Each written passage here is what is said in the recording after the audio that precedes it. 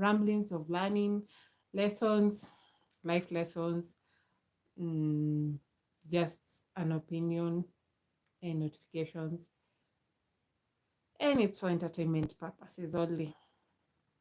Well, last week we talked about many things about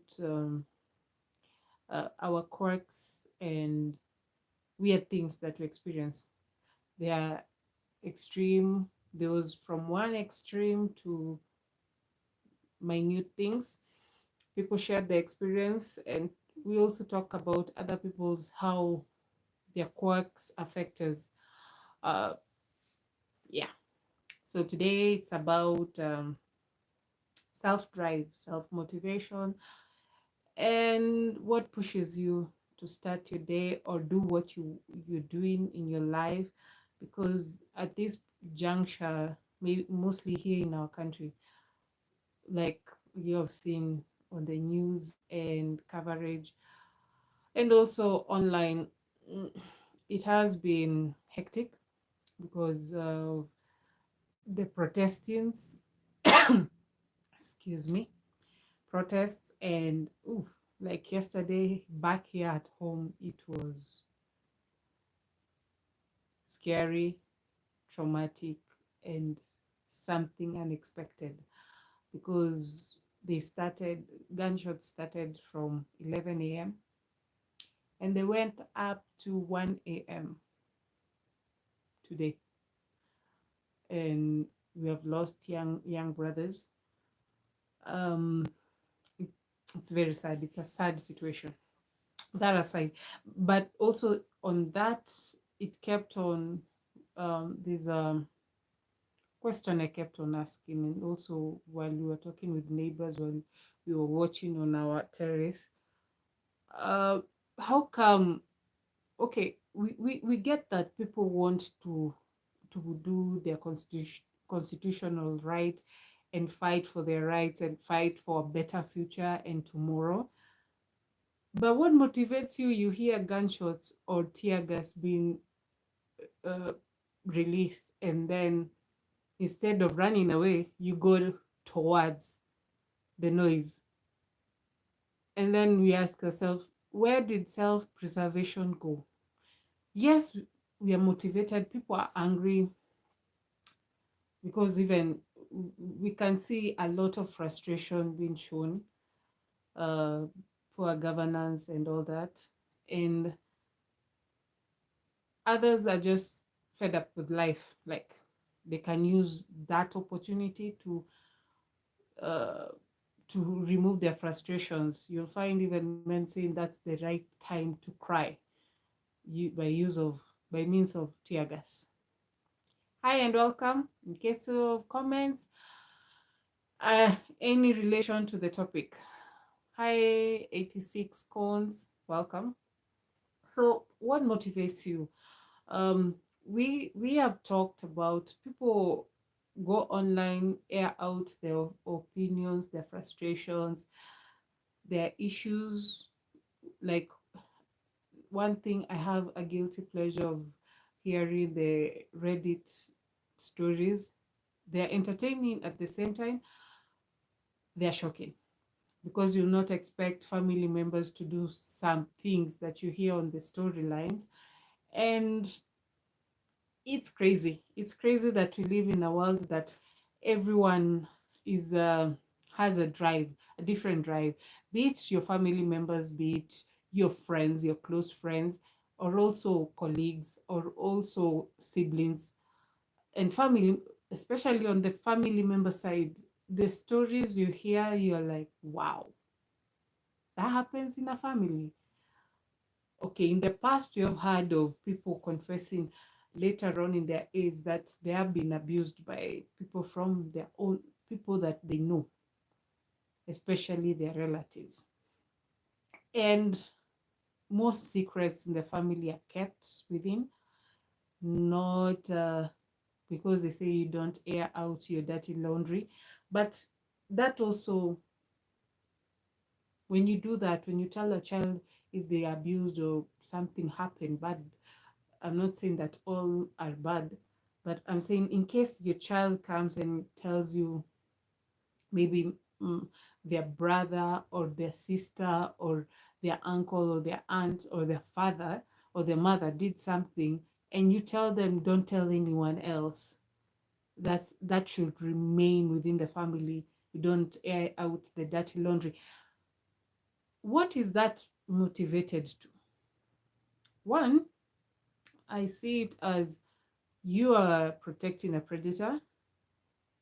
And when you do that, it doesn't, it will shock you that it will grow to a worse uh, condition, not just your child or your niece or your cousin or whoever child has been abused, but it will also give this person, I'll not even call him person, I use that word lightly for that person, uh, to continue doing the abuse because they see there's no consequences after that. So what's stopping them to do it over and over again, or to do it to other kids? Recently, we have heard of a case that's circulating online about a teacher who has been taking advantage of high schoolers, high school girls, and he was employed, as I was saying, in the 90s. So you can imagine how many girls have passed through his uh, his tenure in school. And yes, I remember when in high school we were told, in case of anything, report it to our guidance and counselors or the teacher that you're more conversant or free or someone you can confide in. In our school, yeah, I did have my confidant or somebody who will have a listening ear to, but not everyone, because we do know the teachers that are gossip mongers and can't hold their water as much. But now you hear that such case has happened in actually a national school, and you're like, wow. And now the alumni are coming out who have been in that school for years and saying that it happened to them and nothing was done. And they had, some of them say they reported it. So you're like, okay, so there was a trail of cases, even if it was a suspicion, nothing was done. That's another thing about the abuse cases that happen. Um, be it in police stations, you report it, or hospitals, follow up is tedious, I might say, because you have to uh, retell your story over and over again, and sometimes you become re-traumatized. It's sad that that situation happens. That's the side, the bad side of the motivation of asking. If things were working right, we'll not have cases gone unreported. If things were working the right way, we'll not have people cowering and not uh, trying to get their justice. Then we come to the other motivation about work, about better living, be it in love life or work. Because sometimes we are in the age, we like, for us millennials, not our parents are in shock because, oh, most of you don't have, most of us, I include myself in that, we don't have kids, and most of us have pets. And they introduce to their parent that's the kids they are promised. So our parents are like wondering, what is motivating you not to get actual children you're bringing as pets? One thing I'll advocate for millennials and say, most of us grew up with traumas that we're still working out up to date. And it's not an excuse. It's something that you grew up That's, I think, the first generation that we naturally saw parents, both parents working, uh, maybe 9 to 5 job or the shift jobs, or working away from home. And we either adapted or became, I'll say, independent, and so that some things are, you'll take time to achieve, and live your life, embrace the life as per what life gives you. And then also, um it's just like choices of life. uh Most of us, uh, maybe not found the right partner, or the person they want to have a life with, or they found their partner, and you even hear couples telling you, either the man or the woman saying, no, I don't want kids. And then the question is, are you happy with the companionship? Are you happy with the home? Are you happy with the choices? Even if later on you might regret it, or you might think otherwise and do something unexpected, a 360 turn, still good. um but it's a push for what they want to achieve. It's not like we follow traditions. It's not like so much on the tradition side that you need to have a child to feel fulfilled, but at the same time, you want to extend the love and care that you want to offer. And also, we have, right now, we do hear of couples having adoption option. A while back here in Kenya, it was hectic to do that. Yes, I am okay. Hi, Mary. Welcome. What is up? Just talking about life and motivation, where you lay, what's your motivation, work wise, relationship wise, in case of abuse or fighting for your rights. What motivates you to do it? Um, are you self driven, or something outside is pushing you to do it? And I ask, like, uh, in the past, what we have been having here in Kenya about protests, we hear youths having the motivation because of bad governance. They want a better tomorrow and better living conditions. And also, we're asking, so when you hear tear gas being released, my name is Wincat. Yeah, I do this every Tuesday. Um, Thank you for subscribing and being top fan today, Mary Burola. Um, so the next, now we're talking about relationship. Like, I'll speak for my generation, the millennials. Most of us, we are driven to work more. I think we work hard and play hard, but at the same time, here we have a dispute of, for us, millennials and Gen Z, we are told millennials just keep quiet about the issues, but the Gen Z are the ones motivated to go and fight on the ground, like be outspoken and speak against what issues we are facing, either politically or socially. Yeah. So work also, you need the motivation. Are you working in a field that you love? And it's most advisable to work in a field that is going hand in hand with your hobby, so that you can enjoy it more. Because when you're doing your hobby, it's natural that you relax, you embrace the environment, you're happy in that environment, uh other than the first one. Thank you. You are cool too. I remember when we used to be in high school, we used to have our school, one of the board members used to bring us students from university to talk to us about career choices, like prepare ourselves on the career paths that we want to choose, because there's a form we used to fill in form 1 and I think form 3, so that when you get your final high school scores, you can know the university.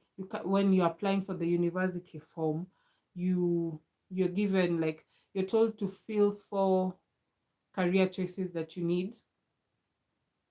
No, I don't speak Spanish, but I'll love to learn it. Very soon I'll be learning some languages. So for positions, you're told to arrange them with how much you're involved or how much you're attracted to that course. So I'll say mine was the first one was architecture, and actually that's what I'm doing right now. And then the second one was journalism. Third one was law, which was, I think I used it as a sarcasm because I was not studying history. I dropped history. I'm from Kenya. Um, then the fourth one, no, the first one was architecture, second one was graphic design, third one was journalism, and then the fourth one was law. The last one was law. So the first two ones, I actually, when I finished my form for, I I was deadlocked because both of them involved my creative side, and both of them involved drawing and just being free, uh, which I enjoyed. And to be helped further, when I finished my form 4 after getting my results, my mom, a family friend, was a dean in college, so she arranged for me to have a meeting with both the deans of architecture and graphic design, so that I can have the final decision which career path I want to choose. Yes, it's in Africa, the giant of Africa now. So so when I had the talks with them, that's when I decided, like, which course I needed, because I embraced them. One course, okay, graphic design, they didn't, I don't, because it was difficult, because I wanted something to start immediately and enjoy the experience. But on graphic design, I was told I needed to do a course of arts and craft for a whole year, so that it's, because it wasn't compulsory in high school, and also primary school, it was removed from the syllabus when I was in class 3. So you can see that's a long time not studying such. At least now it has been reincorporated in the syllabus, which is a good thing, um, for the creative minds. Okay, so when they told me I needed to do a whole year before even starting the course, I was like, okay, it's good, but that 1 year I'll feel like I'll just waste it. It's not wasting, but for me, that time I was just feeling like, no, no, no, no. I just want to start a course and enjoy the course as I go. So when I went and met the dean from architecture department, he just asked me a simple question. He was like, "Do you like to draw?" Yes. That's all. And I was like, okay, yeah, that one. I want that one, because I said I wanted to a course that deals with drawing and helps me show my creative side. So yeah, so that motivated me further to choose that course. So gone are the days that parents kept on insisting, like, how kids used to be called when we were young. Oh yeah, that's my engineer, that's my doctor. And you expected to be that. And this comes from actually African homes, most of it. You'll find parents put a lot of pressure on kids with the failed dreams they had. I am glad that my mom uh, gave us, like, talked to us and said, what do you really want to do? Didn't push us like that. And then she also told us her experience with her father. Her father did the same thing, sat her down, asked her what are the 3 courses. Back then they didn't have the university form, so they were being asked. And also the performance tallied where they are going to be studying. If you had the A levels, they are the ones who are going to do the professional. But if you have no the O levels, the who went to up to Form 6, those are the major professionals. That's the engineers, the doctors, uh, the lawyers. Then we had the A levels. The A levels now we had the accountants. Okay, they had that grading, and then we had the um, polytechnics, uh, who technicians who did the other ones, and then the teachers and the it was a weird system when you get explained to it, and then you find out like it was crazy, but it worked for that time, even though it limited people who wanted to do more or other fields. So yeah, parents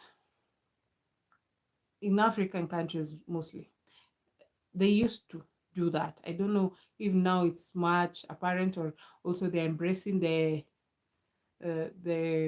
creative people, uh, because now we have more opportunity of music, of footballers, of gamers, of major sports that help their kids go further.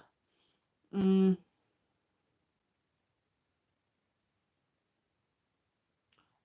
I'm sorry, Mary, what's Donald or Dono? Okay, Dono Trooper. I hope I've said it right. Okay, so from that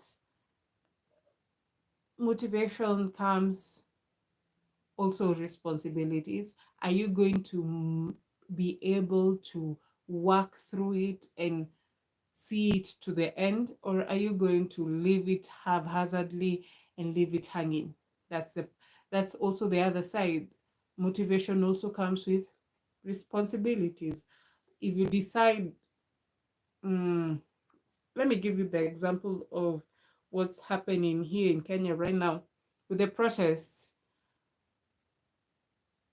If you're motivated to fight for the rights or speak out uh, for the injustice, are you responsible enough to not incite others with hate speech, to not to also educate them,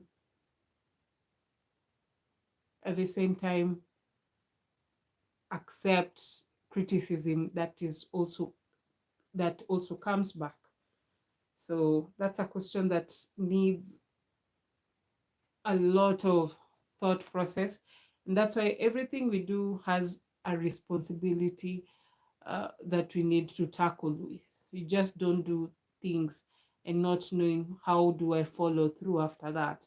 How do the outcome, what outcome do I expect? Is it positive, negative, or in between? And that's all for today. Until next Tuesday, that's the question I'll leave you with. And thank you for all who joined, new subscribers, comments, tops, tops, top fan, who was Mary Burola. Until next Tuesday. Bye.